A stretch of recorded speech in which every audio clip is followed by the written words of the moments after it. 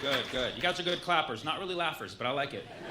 Take the claps. Are you okay? You're over there. I keep looking up. You look very sad. You're doing all right?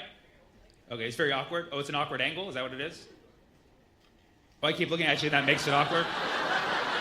Yikes. So you want me to not notice your depression? Like, what? It's glaring at me. You're right there. I mean, you have to understand, you know? I don't expect you to be happy when I'm here. I mean, it's nice. It's nice to know that I show up, you know, across half the world and you're like, yeah, this is cool.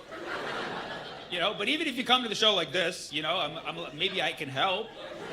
But after 5 minutes of jokes and I look over your show like this, I'm like, I don't know what to do anymore. Maybe acknowledge it. And then if I acknowledge it, like, why are you acknowledging it? Well, I don't know what to do. I really don't know what to do at this point.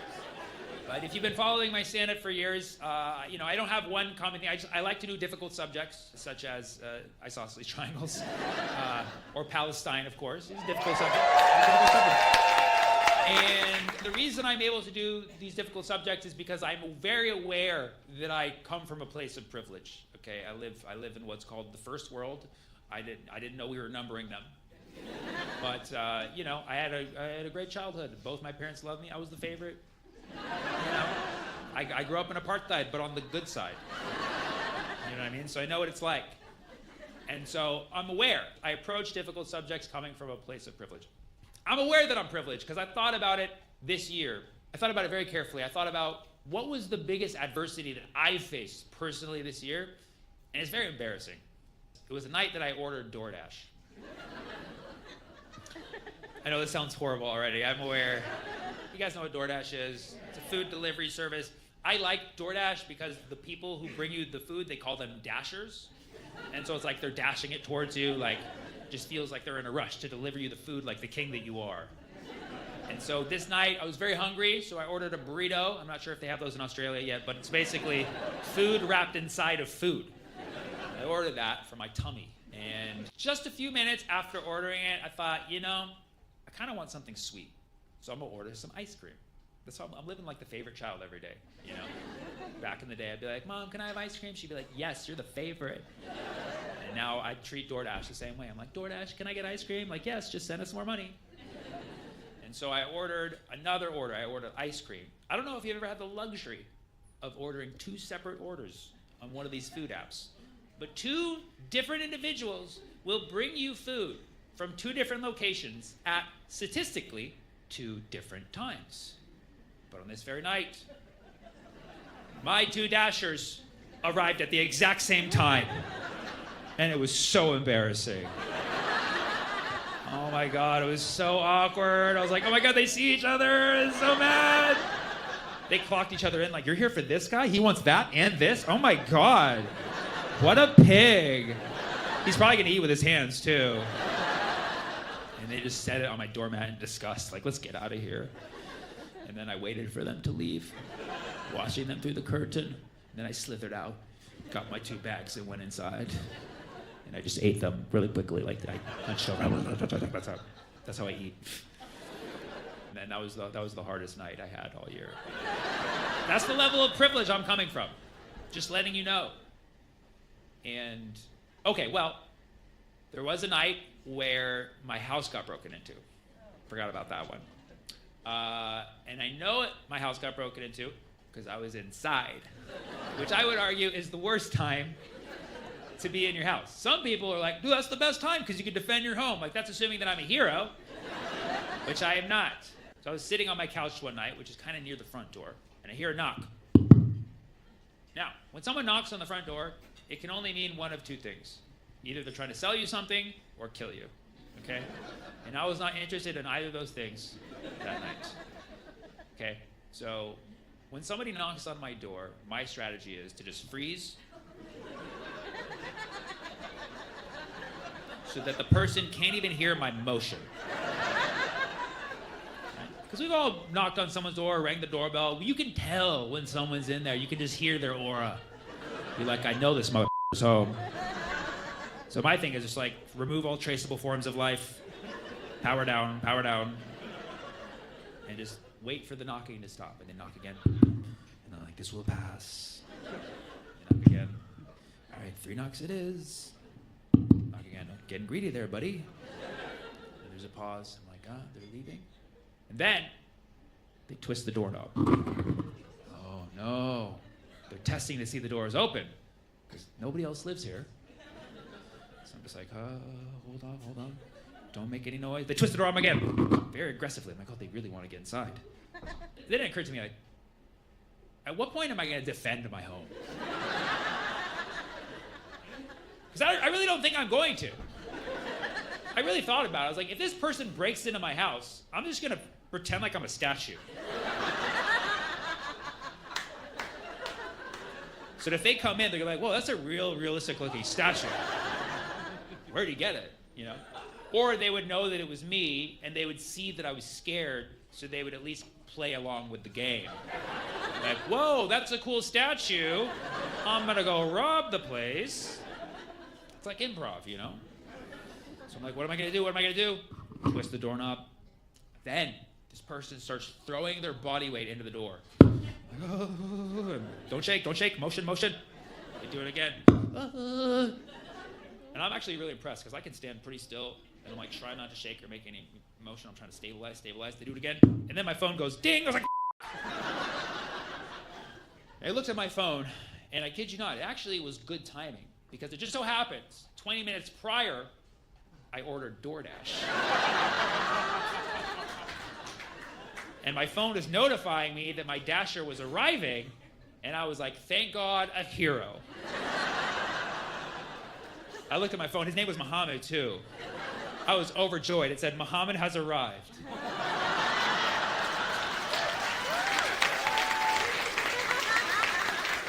I was like, peace be upon him. I gave it 5 stars right away. I was like, you know what to do, buddy. And then I see the GPS, the dot approaching the house. I'm like, Muhammad's gonna save me. He's gonna save me. He always does. And then I'm hearing this guy throwing his body weight against the door. I'm like, Muhammad, do the right thing, do it. And then I see the dot approaching the door, throwing the body weight against the door, and then I see him walking away. I'm like, no, Muhammad, no! Where are you going? He's like, this is not my business. He's like, this is just weird. And then I see him walking off further, and I start to cry. I'm like, no. And then the guy throws the body weight against the door. Now I'm like freaking out again. And then I see the dot start to move back towards the door. I'm like, okay, he's changed his mind. He's like, I cannot stand for this injustice. And my mind's like making it political. I'm like, thank God for immigrants. You know what I mean? Like, you know, good conscience, you know, doing the jobs that us citizens don't want to do, like defend our own homes, right? And so I'm like, you go, Muhammad. Can I give him 5 stars again? I don't know. And then I see him approach the door. Guy's still throwing the body weight. I'm like, Muhammad, are you just watching?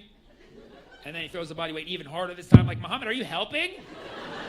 Are you like throwing this guy against the door and he just bounces back like I'm gonna help this guy out? I'm like, what is going on? And then it dawned on me, there's a delay on this app. So this has been Muhammad the whole time. I look, I'm like, that's his car right there. And that's him. Oh my God.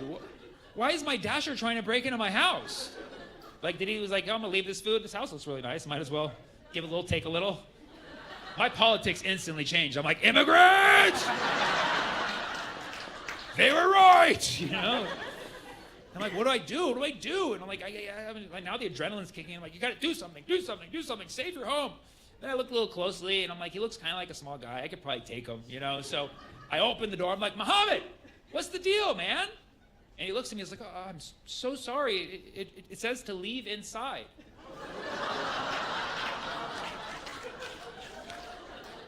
Oh my God, this is so embarrassing.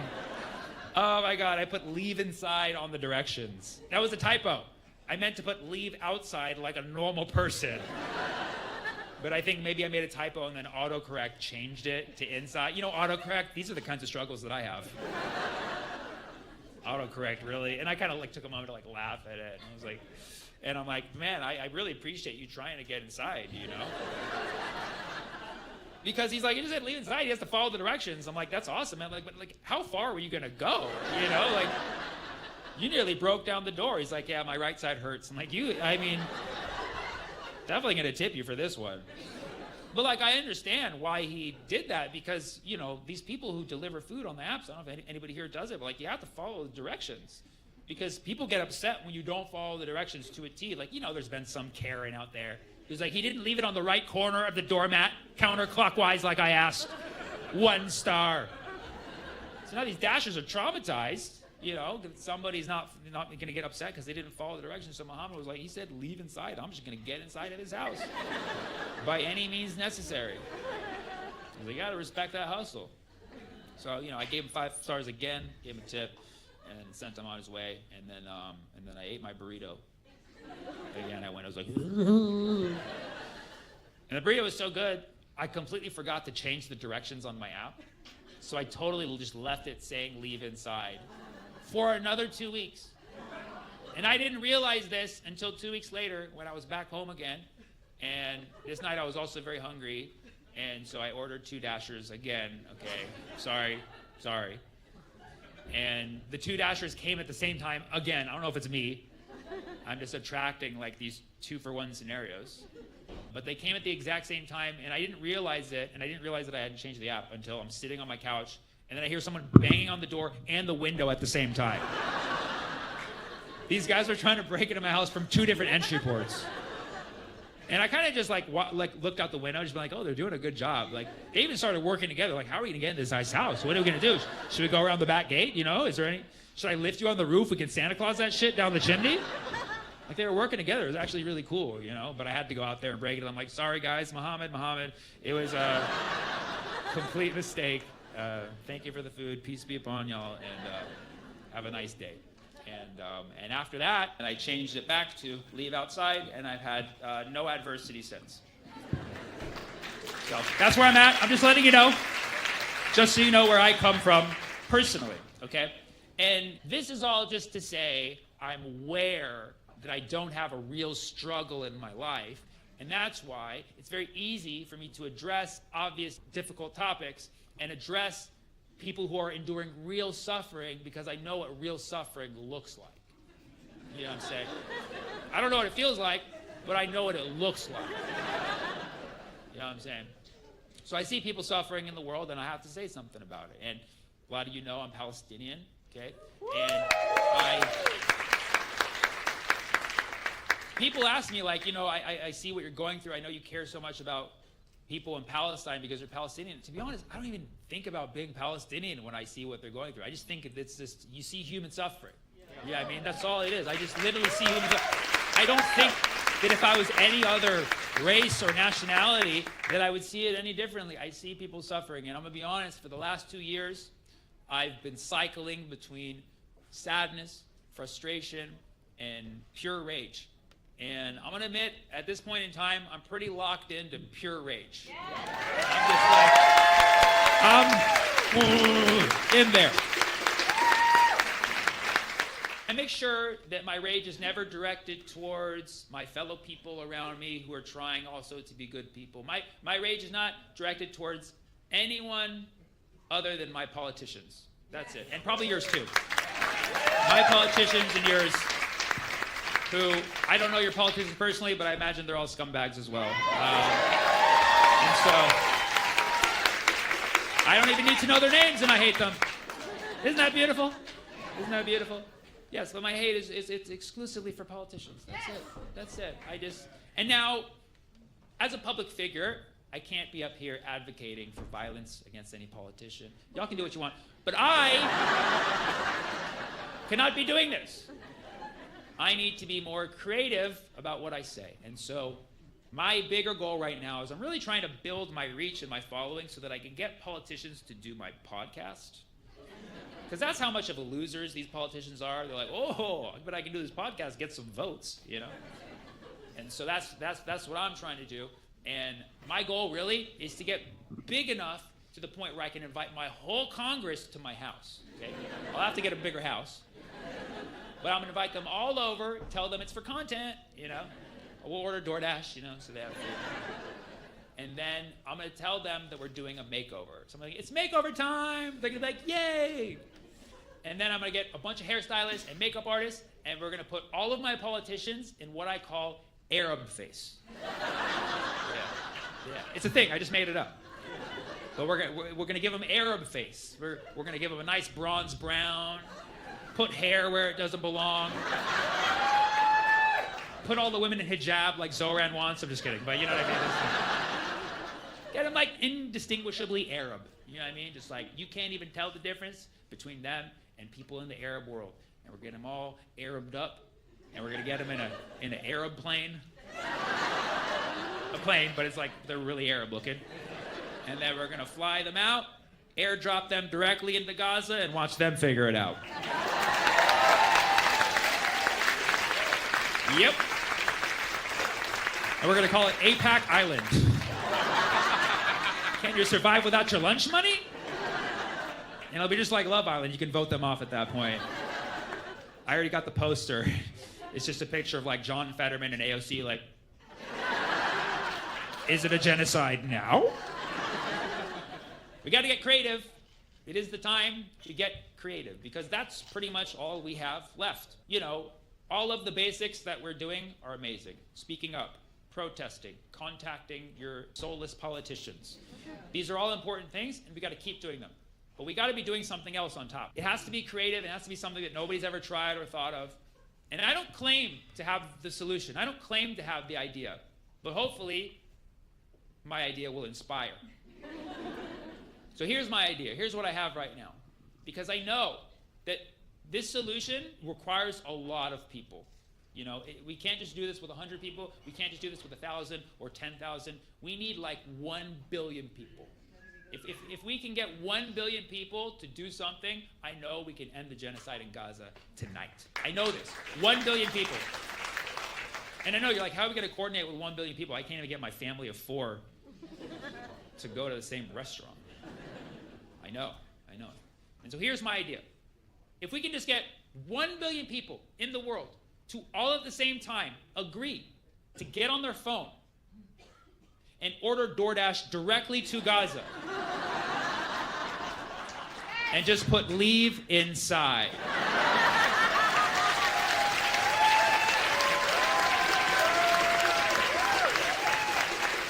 These dashers will tear down the walls, crawl through the tunnels, parachute that food in, get their 5 stars, get the out.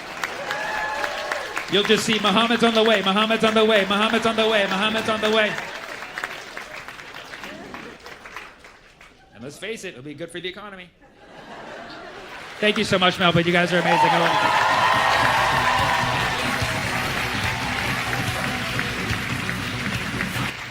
I've done the research. There's something holding this country back, and in 2036, I will abolish completely Mondays from the work week. We don't need them. More people break up on Mondays. More people kill themselves. We're losing our Americans to Mondays, okay? So we're gonna jump straight from Sunday Funday to Taco Tuesday. That's how it's gotta be. And we'll have your Hump Day, your Thirsty Thursday. These will be the official names, you know? And then TGI Friday, and then TGI Friday Part 2. 2 Fridays! That's the secret to success. It's still a work day, but we love them.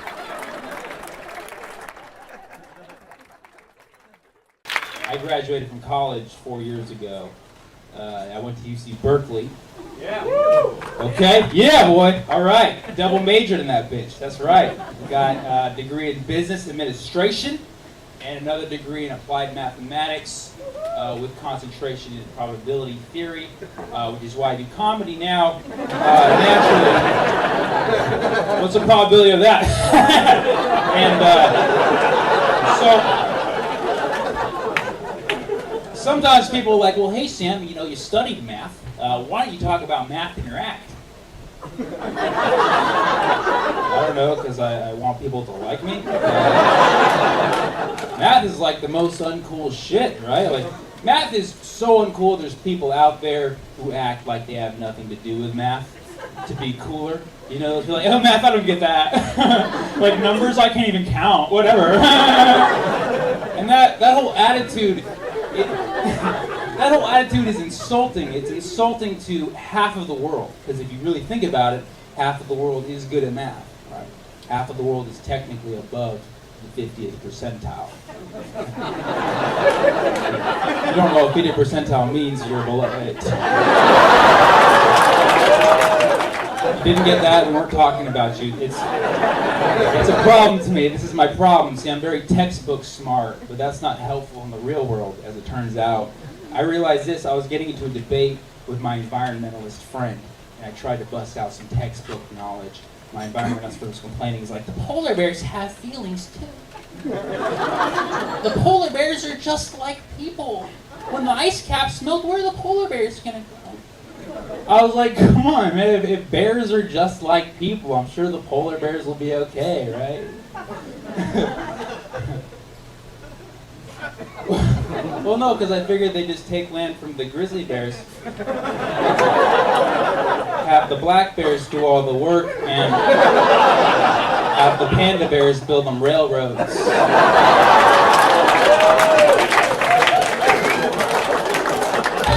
Oh no, that's not racist, it's just a bear joke. There's no bears here. On my travels, I also went to the South. I had family in Texas, and I went to Georgia. I had family in Georgia. Which is funny because as far as they trace their ancestry back, all they know is that they're from Georgia. We're just Georgian, as far as we know. And that's like the whole state is like, pretty much. And it's different down there. Like I was talking to this guy at a bar. He very openly told me, he's like, you know, Sammy, I think interracial dating is a sin. What do you think? Which is a scary question for me because I'm a person of mixed race. So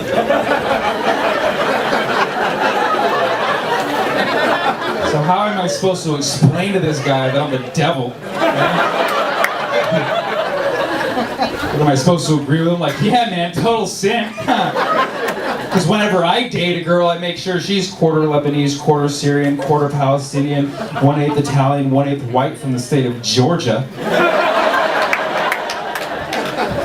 At which point I'm dating my sister. So to be against interracial dating, I have to be pro-incest. Starting to understand Southern culture.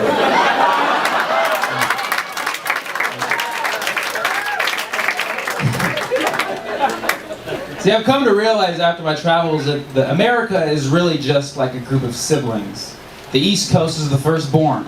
The most mature, the most responsible, the old soul of the group, right? The South is like the middle child. Slightly retarded. Slightly racist, right? Always wants to be alone by itself. Come on, Lone Star State. Come on. Come on. You give it alcohol, it's loads of fun. Yeehaw, right? Come on. The West Coast, we're like the baby child, right? We get all the attention, everybody loves us. Spend all the money, mom and dad will take care of us. Yeah, that's the West Coast. Yeah. Puerto Rico's like the secret love child. Nobody knew about that, right? And Hawaii, adopted Asian baby. That's right. That's our family. That's our family. Some of you are like, what about Alaska? Yeah, what about Alaska? Let them be the dog, right?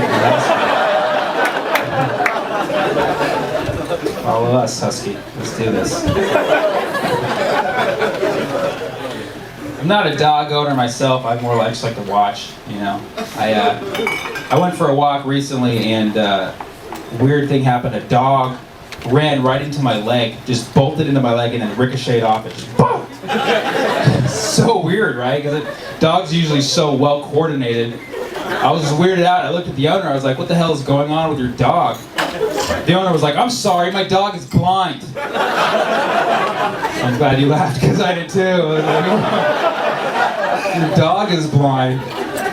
Oh, so you're like a seeing eye human. Oh, whoa. You're doing a bad job. That's like a seeing eye dog leading his blind guy to other dogs. Getting mad about it. You're a horrible seeing eye human. Probably a drug sniffing human as far as I'm concerned. Dog's better off getting a cane.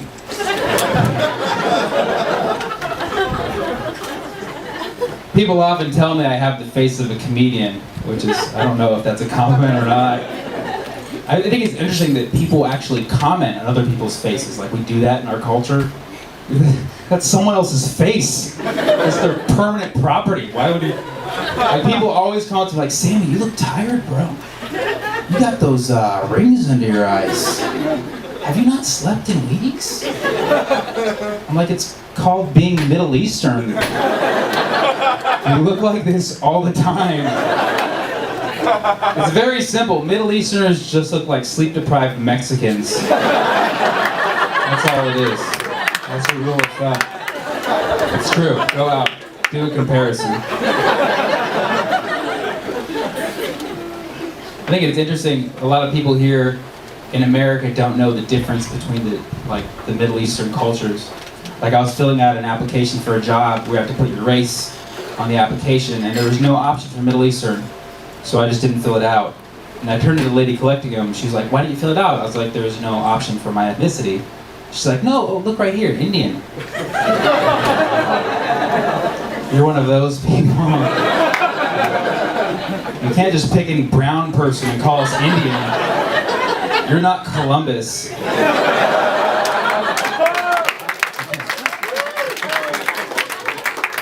200 years from now, she'll be like, "Oh my God, he's not from India. He's Native Arabian."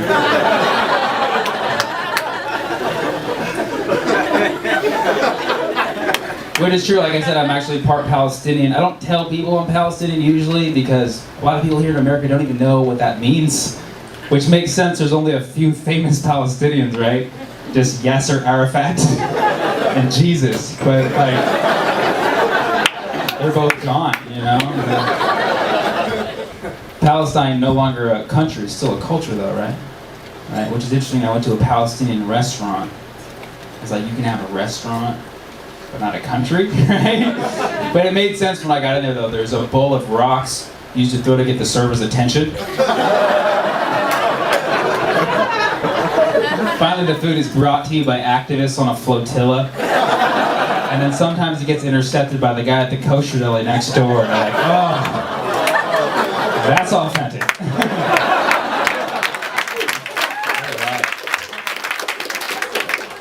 People always ask me, like, "How do you write jokes?" I write themselves. Life has written me some of the best jokes I could ever ask for. You know, like the first time I ever got a flat tire on the road, I was in my car, I was panicking. I didn't know what to do. I had a spare tire. I didn't know how to change the spare. And it was unfortunate because I was panicking in my car, and I pulled over right in front of where a homeless man was standing. So I was looking at him for help. He was looking at me for help. We both didn't know what to do. Just confused. Just like, "Spare change?" I'm like, "Change is spare?"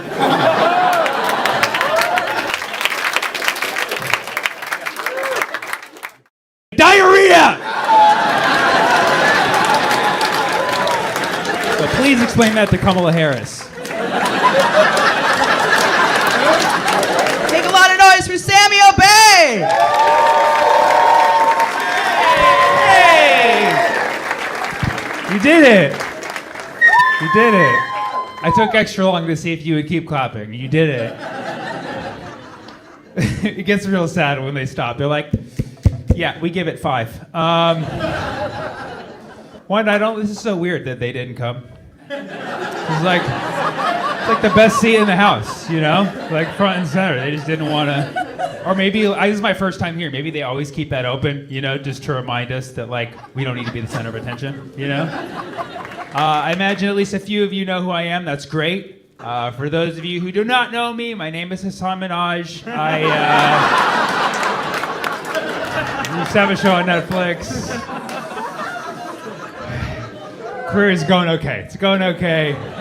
Just came back from New York City. I love it. New York City is a great city. New York is really the gold standard of diversity, you know?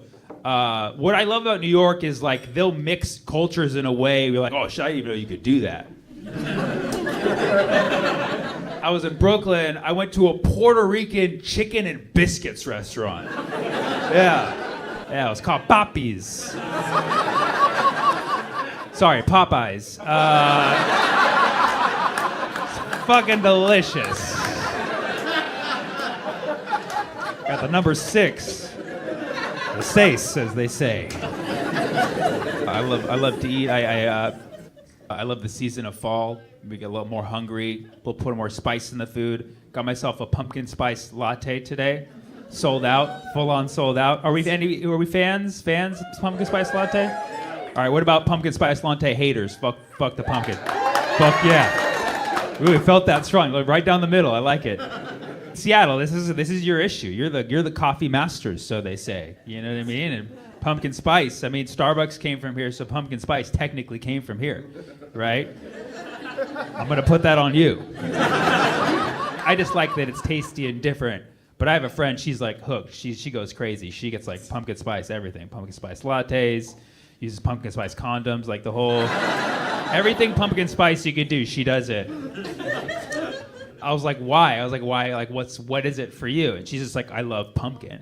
And I was like, well, to my knowledge, there actually is no pumpkin in the pumpkin spice, right? And in Seattle, you're a fine culinary expertise here. A lot of people know that. A lot of people who didn't know that, who didn't know that there was no pumpkin in the pumpkin spice. Be honest. Thank you for your honesty. Thank you for your bravery. A lot of people don't know. There's no pumpkin in the pumpkin spice. Pumpkin spice is a shorthand for pumpkin pie spice. They couldn't even say pie. They'd take pie out. It's pumpkin pie spice is the actual spice. I call it PP spice for short. It's the PP spice. People are out there fiending for the PP, but they think there's pumpkin in it. I told my friend, like, there's no pumpkin in that. She's like, yeah, there is. Why is it orange then? I'm like, I don't know why it's orange. It's definitely not supposed to be orange. I don't know what the fuck they're putting in there to make it orange. And pumpkin, it's just the spice that they happen to use for pumpkin pie. All it is, it's not a unique spice. It doesn't like grow in a pumpkin pie spice tree. It's a combination of other spices that you can do at home anytime. So I looked it up. It's 5 spices. First 2, cinnamon, nutmeg. Easy. That's available in the back of every cafe. You know, you can go to the back, put in some cinnamon, nutmeg. You're already 2/5 at a PP spice whenever you want. The next 2, cloves and ginger, which are in chai tea.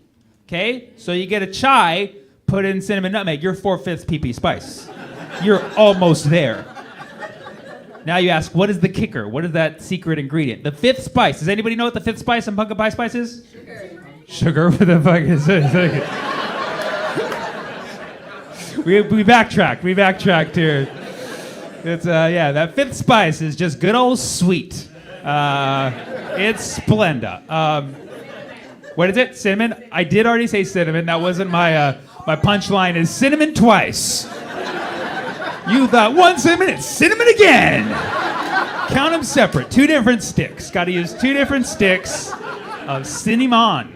Did you have an answer back here? Food color. Coriander. I like it. That's very creative. Coriander. We're going a little too savory right now. It's I love this. I love Seattle. We really got you guys divided on this one. What's that? Cardamom. Good guess, but no. Cardamom's a little too Middle Eastern for this one. This is a good old American. What's that? Clove. I already said clove. Motherfuckers, do you not listen to the jokes? Was it nutmeg? Oh, wait. Pumpkin. No, motherfucker. I already said those. We got cinnamon, we got nutmeg, we got clove, we got ginger, but somebody said it here. Allspice. I don't know what you guys said over there. It's allspice. It's allspice, which, let me tell you, is not all the spices combined. Wouldn't that be nice? Pumpkin spice. It's just allspice, and then you mix other spices that are already in there. No, allspice. Allspice is just one spice. It's the pimento pepper. Usually comes from Jamaica, but for some reason it claims all the spices. Kind of fucked up. They straight all lives matter the spices and put it all into one. But it's just one, the pimento pepper. Same family as bell peppers, jalapenos, all those little things that you put to make your stuff spicy. So all I'm saying is you can go into a Starbucks in June and be like, hey, give me a PP spice. And they'd be like, we don't do those. It's June? You're like, the fuck you do? Order a chai, dump in some cinnamon nutmeg, plop in a jalapeno. You got a PP spice right there, year round, baby. The more you know. This is a cooking show, by the way. I don't know if you guys... I don't do comedy. I do cooking advice. You should have known by the flannel. I like to think I have somewhat of a refined taste. I eat pretty much everything, but there are certain... I don't have food allergies. I have food sensitivities, which is much worse.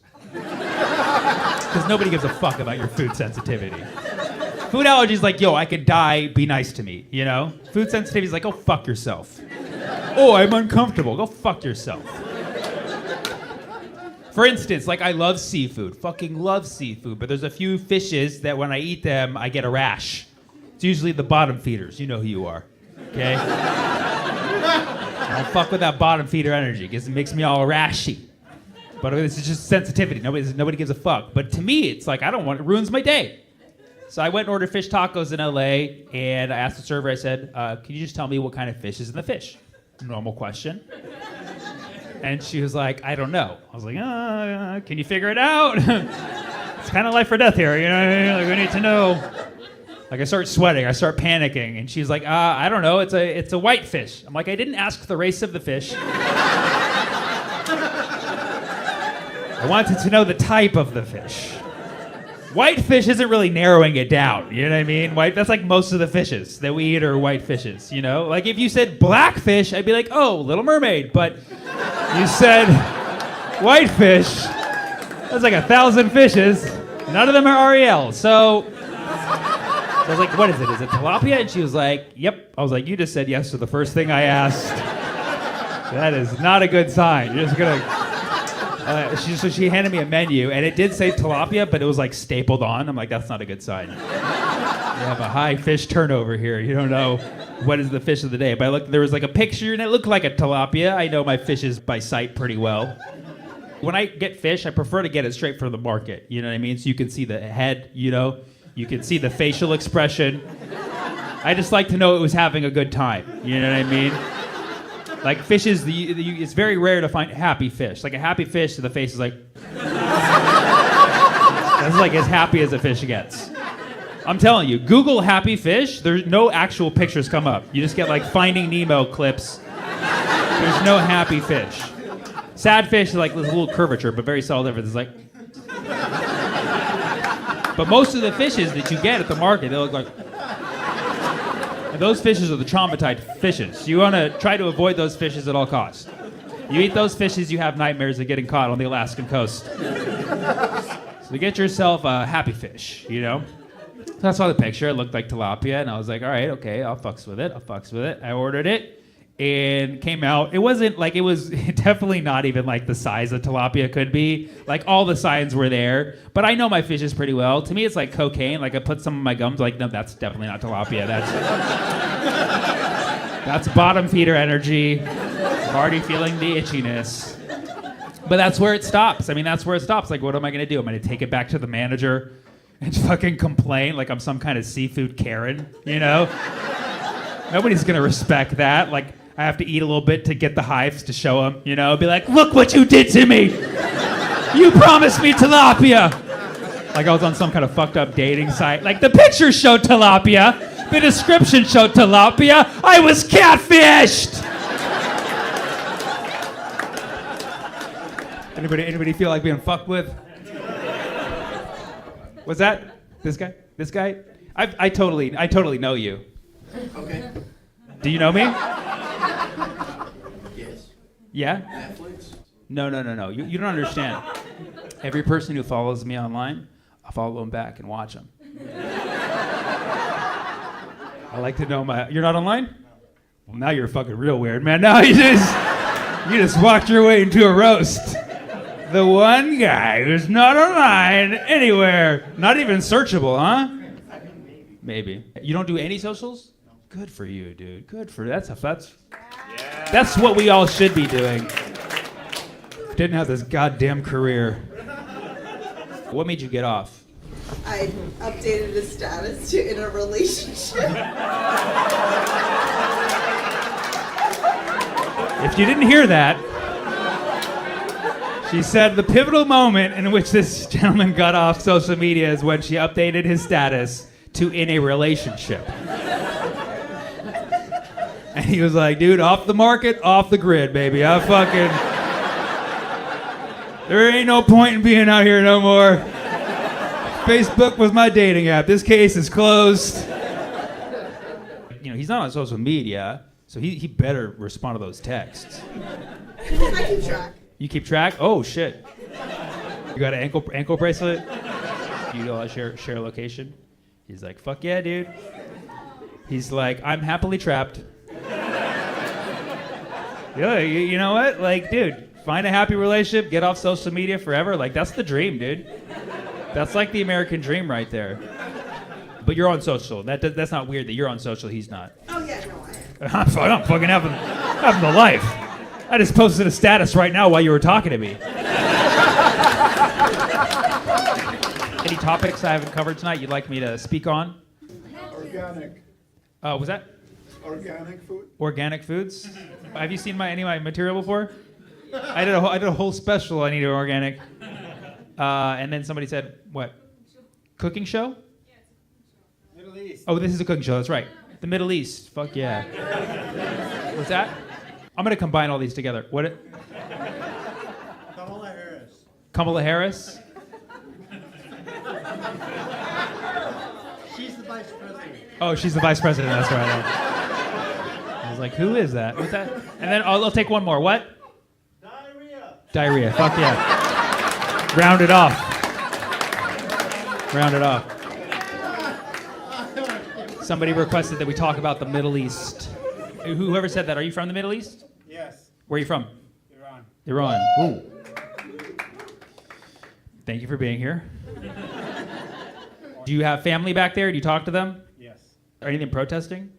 No, not them. Not them. It's extremely brave thing to do. I wouldn't want my family protesting. My mom was over there. She's like, I'm going to the streets. I'm like, no, mama, you gotta go home and watch my stand-up videos. It's not safe out there. If there's one thing you wanted people to know about the Iranian people, what would it be? Don't worry, we have like three more hours. We have good food. We have good food. See, America? Because like the news coverage of what's going on in Iran is pretty shitty, given the fucking height of how drastic it is and how in the grand scheme of things it's going to affect all of us. Like on a lot of levels people don't even know like our relationship with Iran, how it relates to what's going on with Russia right now, human rights in general, our general policy in the Middle East, and how a lot of our actions have contributed to how fucked up things are right now. But America doesn't give a fuck because they haven't tried Iranian food. So what you need to do, Americans, you need to go home and make yourself some chicken kubide with some tadig, flip it over, crispy rice, chicken. This is a cooking show, all right? But make sure you get the chicken organic. Because if you don't, you risk getting diarrhea!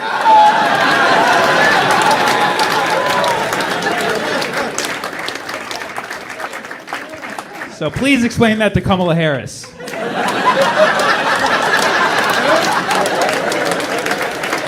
Thank you all so much. I'm Sammy Obeid. I love you all.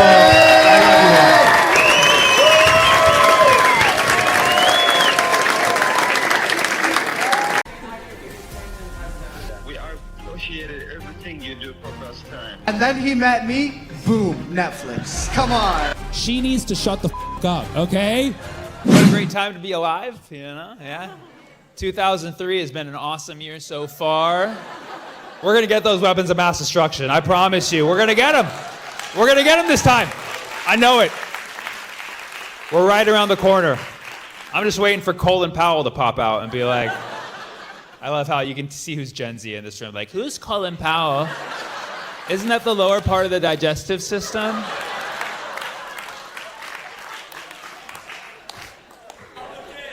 It's Republican! Are you like a Republican radar? No? What's that? Oh, you have Tourette's. You have political Tourette's? You're like, Republican! Nazi! Fascist! Okay, hey, that's good. That's good. That's the good Tourette's right there. That's good. What a time. A time when Tucker Carlson is the voice of reason. I could have told you that if you put Tucker Carlson in a room with Ted Cruz, you're going to be agreeing with Tucker Carlson. You know what I mean? Like, there's levels to this, you know? I think it should be called, okay, all right. You're gonna have to stop that though at some point. At least do it when it makes sense. Like that place made zero sense. There was a lot of really great sound bites, but the main one that got circulated was when Tucker showed the world that Ted Cruz doesn't even know the population of Iran. After Ted Cruz is talking all this smack about like, yeah, regime change, Tucker Carlson was like, do you even know the population of Iran? And Ted Cruz was like, no, I don't. Here's where I give flowers to Tucker Carlson. He's an expert at gaslighting. Any other journalist could have just let that go and be like, I don't know it either, you know what I mean? But Tucker Carlson was like, you don't know the population of Iran?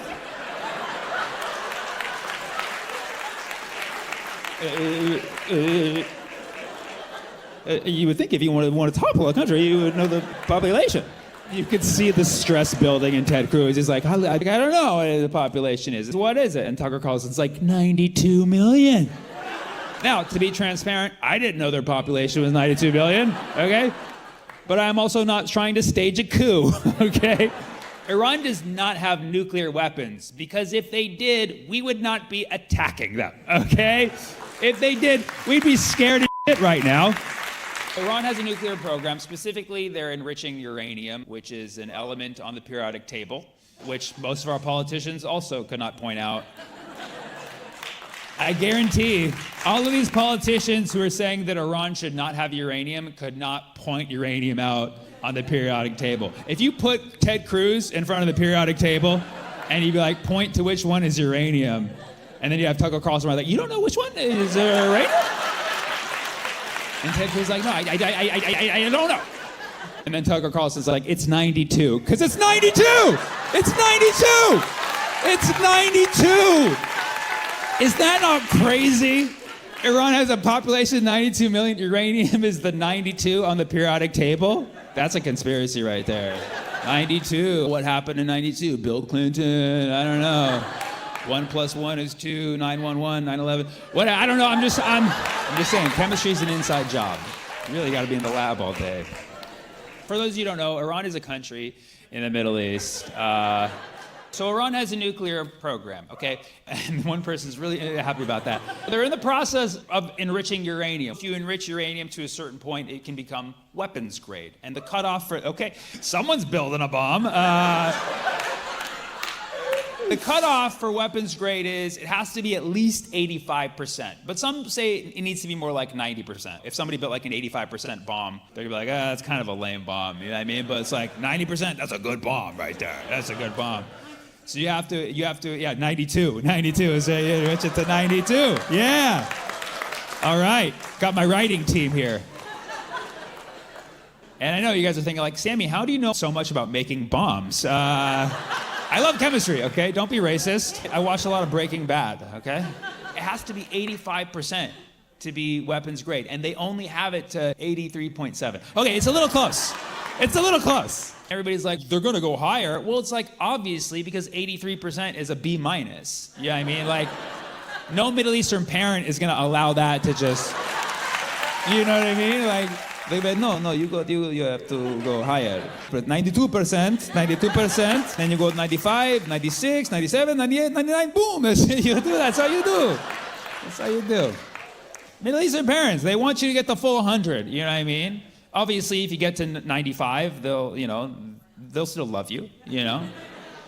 For the most part, Iran has been complying with the inspections from the IAEA, who does the nuclear shit. You had this misinformation being spread for years, people in the West being like, Iran has nukes, they're gonna make a nuke. And Iran's like, no, we don't. In the West, they're like, no, Iran has a nuke. And Iran's like, no, we don't. The inspectors go in, they're like, yeah, they don't have nukes. And then the Ayatollah is like, I told you. Okay.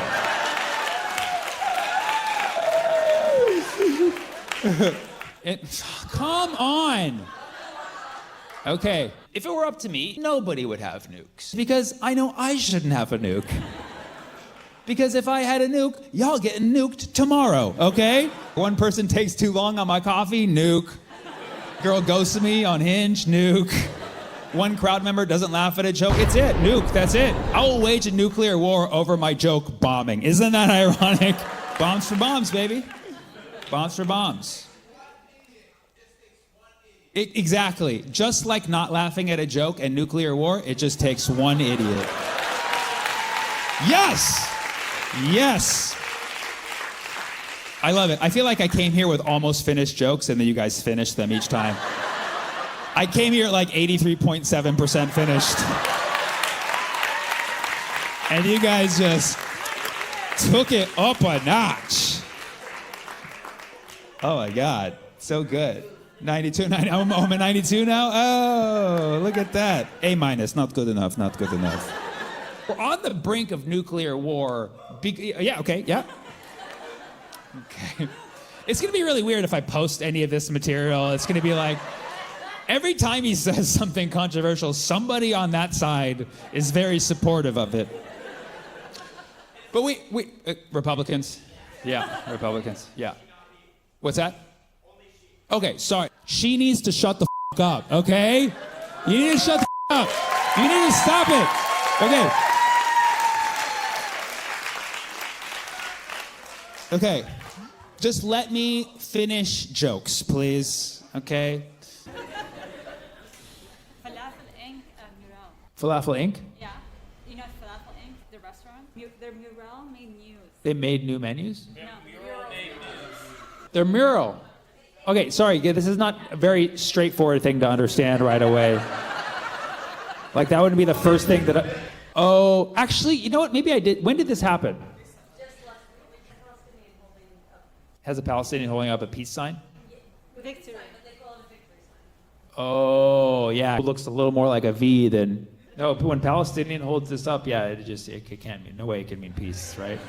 This is a weapon. This is basically a weapon. Palestinian fingers are basically weapons. They're very sharp. And so this is for sure. I'm threatening myself right now. I feel threatened. Oh, do you want to come up? Do you want to come over here, or do you want?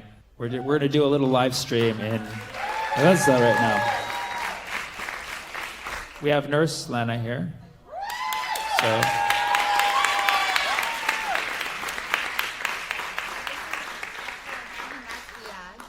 Hi. He's in his tent right now. He's in the hospital. Oh, here, do you want to just explain really quickly to the crowd who they are? So this is Dr. Adnan, and he's in Nasser Hospital right now, which is being bombarded, like nearby. And then that's Iyad, who's actually an engineer. Oh, engineer. Hi. So he's always in the hospital fixing stuff that they break. I'm good. Say hi to everybody here.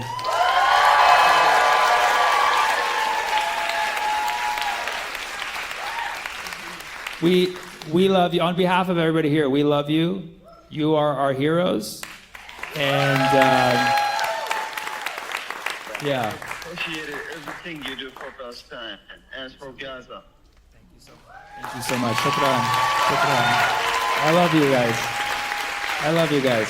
Thank you so much. And he did the peace sign. He did the peace sign. He said, do the peace sign. That's it.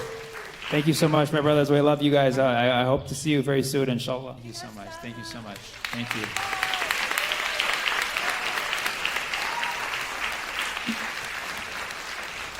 God, he made the peace sign at me. Is that a threat?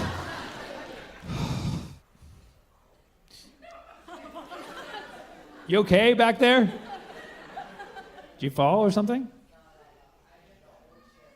You hit the old chair? There was an old chair and there was a new chair? Chai, come out here.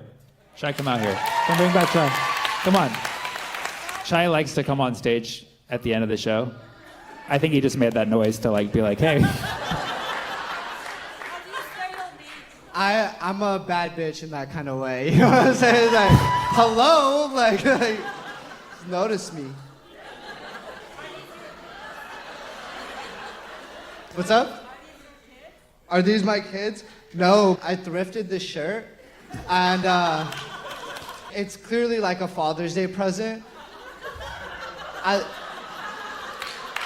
This is why you're not ready to be a father. You thrifted a Father's Day shirt for yourself. Why don't we blame the father that gave it to Goodwill? Like that's whose fault it is. I'm the father that stepped up, honestly, yeah. Come on. Come on. How did you guys meet? Yeah. Bumble. The truth is out. The truth is out Bumble now. BFF. Any other questions for us? Is your name actually Chai? Like Chai? My full name is Chai Tanya, but I'm saving Tanya in case I want to transition.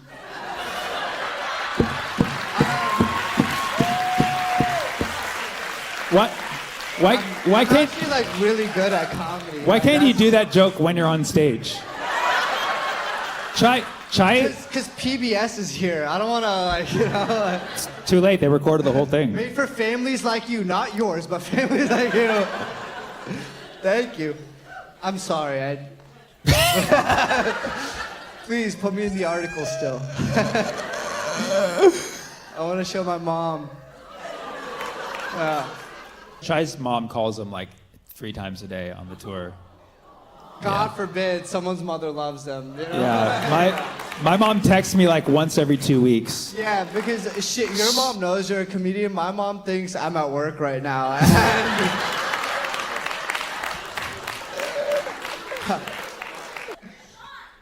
Sean, where are you?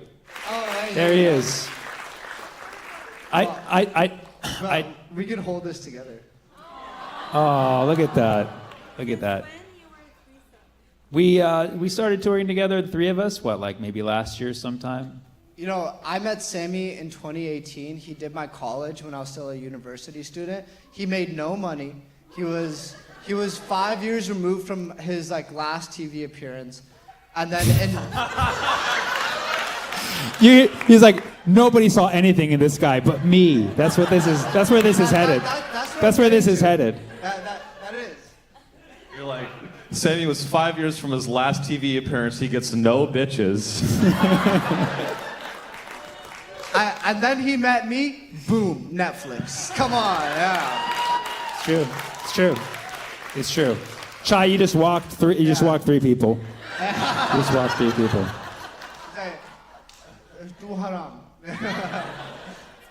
They're like, I just paid for 1 comedian. But if they're really brown, they would be like, buy 1, get 2 free. Then that would be, yeah. Come on. Am I invited to the Arab cookout? Sean's almost Muslim now. That's right. We got him. We're Inshallah. Thank you guys so much.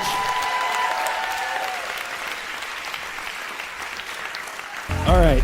It's insane to me how many far-right commentators, even some centrist personalities online, are just saying preposterous things about the potential of Zoran being mayor. Like there's people out there saying, once Zoran's mayor, he's gonna bring Sharia law to New York City, which is hilarious. And aside just from being obviously racist, Islamophobic, and just ridiculous, people are like arguing back logically, like, no. No, he's not. I don't think he is. No. Like, you mother. Not only would that be unconstitutional and nobody's gonna like vote for that, it's just so insulting to just go straight there. You know what I mean? So what I'm saying is, when somebody says Zoran's gonna bring Sharia law to New York City, you should not be saying no, okay? When somebody says Zoran's gonna bring Sharia law to New York City, the proper response is Sharia law even that bad?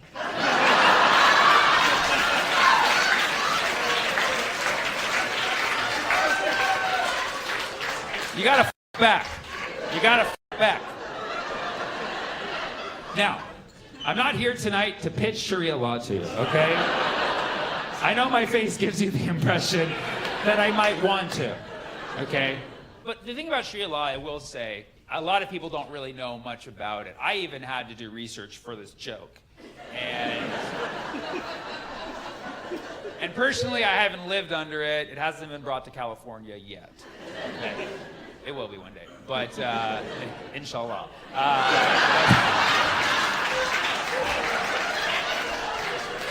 But I'm not up here arguing for or necessarily defending Sharia law, but I will say you should know that it has been largely blown out of proportion by the Western world. Our country, we love to blow things up metaphorically and physically.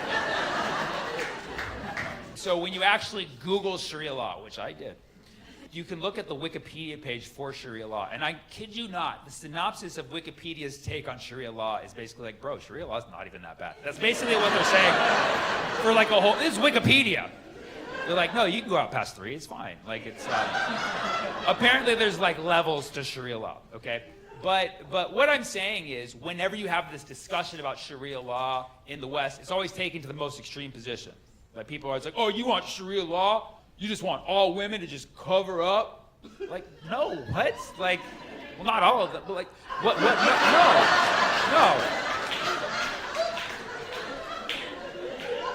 Like, okay, personally, I find everyone a little bit gross, so I would like, in an ideal world, you know, my Sharia would be everybody covers up until further notice. And once I get a sense of your aura, I'm like, all right, you can chill. You know what I mean? Like that's how I would do things personally, you know. But that's always where it goes. It always goes to the most extreme version. And so then it brings up this discussion. You hear all these people now saying, Muslim values are not compatible with American values. You hear this out there. Like all these commentators are saying around, Muslim values are not compatible with American values. And you know what? They're right. Muslim values are not compatible with American values because America doesn't have values. Okay. Does that have values? What values? Where are the values? What values do we have aside from the value meal? A lot of people in America have values, absolutely, but are there any shared values in this country anymore? No, we disagree on literally everything. You could say the one value that we have is freedom, but like, do we? You know what I mean? Like, do we even have freedom? And then if freedom allegedly is our value, freedom is independence from values. That was the principle of this country. It doesn't matter what your values are, it doesn't matter what my values are, we can both, you know, enjoy ourselves because this is a valueless nation. It's because there's this implicit connection. They're like, well, America, we have Christian values. It's like, do we? The whole premise of this nation was separation of church and state, but there's always this subtext of like, the Muslim values don't match our Christian values. But it's like, okay, there's Christians in America, sure, but like, are Christians in America really Christian is the question. The answer is no. The answer is no. Go to an actual other country where there's Christians. We are not Christians in America. It's like Olive Garden Christianity. You know what I mean? It's not real. Doing Christmas is not enough. Most proclaimed Christians in this nation can't even quote a single Bible lyric. Okay? Yeah. I'm calling them lyrics. That should be a sure shot example. The irony is, if you actually know Muslim people, you would know that they respect the Bible. Like, they respect the teachings of Jesus, they consider Jesus a prophet, and they respect the teachings of the Bible. Like, more than my Christian friends. That's why I'm telling all these Christians out there, I'm like, hey, like, you want to actually learn the Bible and appreciate the Bible and love the Bible, respect the Bible? Join Islam.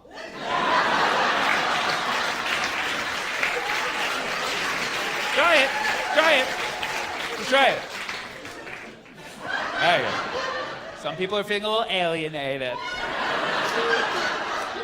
But this is how America was founded. You have to be real with it. You have to be honest about it because this conversation keeps coming up. People saying that Muslim values are not compatible with American values, and there's no evidence. There's no evidence. Okay, maybe not fasting, obviously. Okay, fasting. I'll give you fasting for sure. That's definitely not compatible with American values in nearly any capacity.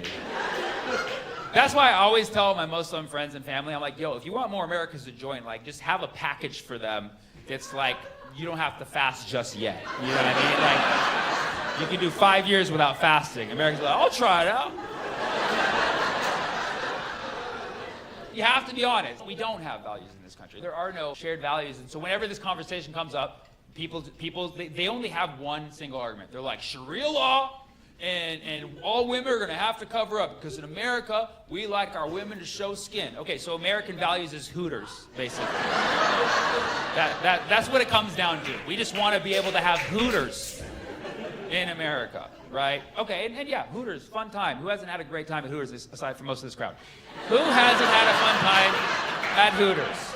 Okay, I look like I work there. Who hasn't? I look like I'm the manager of Hooters. These ladies are trying their hardest today, okay? Give them a break. But hear me out. How about we just try one Sharia law Hooters? Let's just try one. Just one Sharia law Hooters. Just one. You'll only see eyes. It'll be called peepers. Yes. Come on down to peepers. Okay? You'll have a newfound respect for eyes after you come to peepers. Yeah. Come for the eyes, stay for the halal burgers. You'll love it. You'll love it. A lot of lamb and goat, you know?